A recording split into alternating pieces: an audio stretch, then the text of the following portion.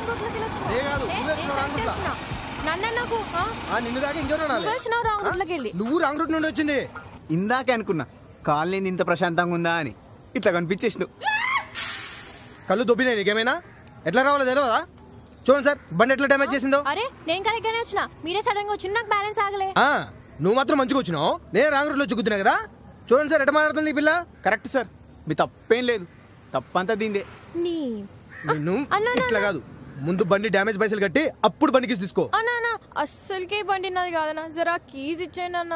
నాకయన్నీ తెలియదు, బండి డ్యామేజ్ పైసలు కట్టి అప్పుడు కీస్ తీసుకో. సార్ మీరు అస్సలు తగ్గకండి, రోజు కుక్కని గుద్దుతుంది. నిన్న నా బండి గుద్దింది, ఈ రోజు మీది.